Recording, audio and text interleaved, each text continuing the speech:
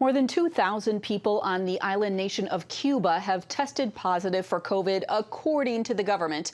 But human rights advocates believe there are more cases, and they are concerned about further erosion of human rights during this pandemic. The government did allow these graffiti artists access to downtown buildings in Havana, the capital of Cuba. They have been working on walls and rooftops to create images depicting daily life during the spread of COVID-19. This image coming up here with the boy with a bandana has the Spanish word coraje, or courage, in English above it.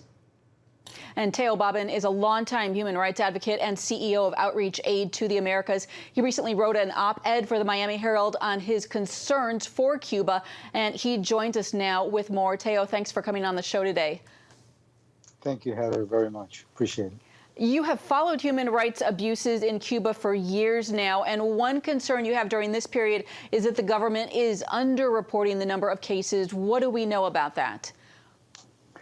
Well, what we know is that the government in March, when everyone else was protecting their people, the government of Cuba refused to do so, and in fact, did just the opposite. They wanted to encourage tourism. They were asking foreigners to come into the country. They even came up with the idea that perhaps the warm weather in Cuba would actually be an antivirus protection, and that and even if someone became ill, that they had a solution. They had a magical medicine that they could provide, that they were claiming that they had provided to China, and that they could help individuals get cured right away with this. So that they came up with this claims in order to try to delay the process, and of course it backfired on them. And now, as you mentioned earlier, there may be as many as 500,000 people in Cuba with the coronavirus. Wow.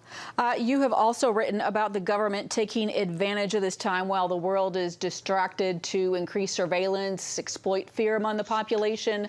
What are you seeing with respect to that?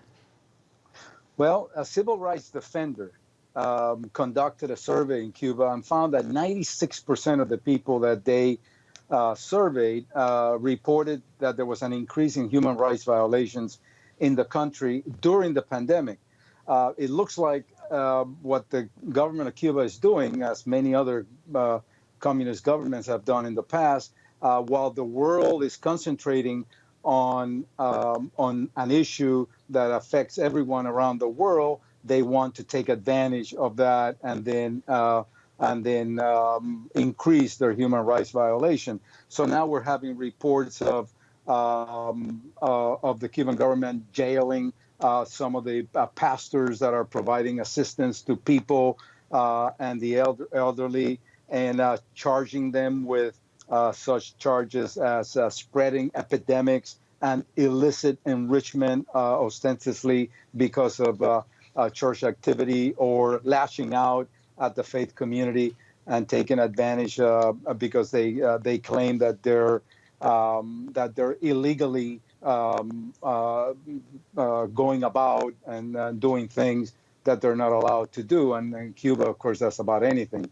And so there's this harassment that's taking place against the religious community as a form of retaliation, pent up retaliation that the government had because the Cuban pastors, leaders, the Christians had opposed a constitution that was recently passed that removed words, a lot of the safety net that the Christian community had on freedom of religion. And just briefly, how can the U.S. help right now? What kind of leverage can the U.S. Provide to influence the Cuban government for good in the area of human rights? Well, some things we have already done. Recently, the State Department placed Cuba in a list of what they call a watch list of nations that violate religious freedom, and the U.S. Commission on Religious Freedom just placed Cuba in a special watch list called violators of religious freedom around the world. in addition to that, I think that it's very important that we don't neglect, that we don't forget, that we don't turn a blind eye to what the Cuban government is doing, so that more of this programs such as yours and the OPED and so forth is very important to keep the pressure on the Cuban government. So much to be aware of. All right, Teo Bobbin, thank you so much for your time. Thank you, Heather.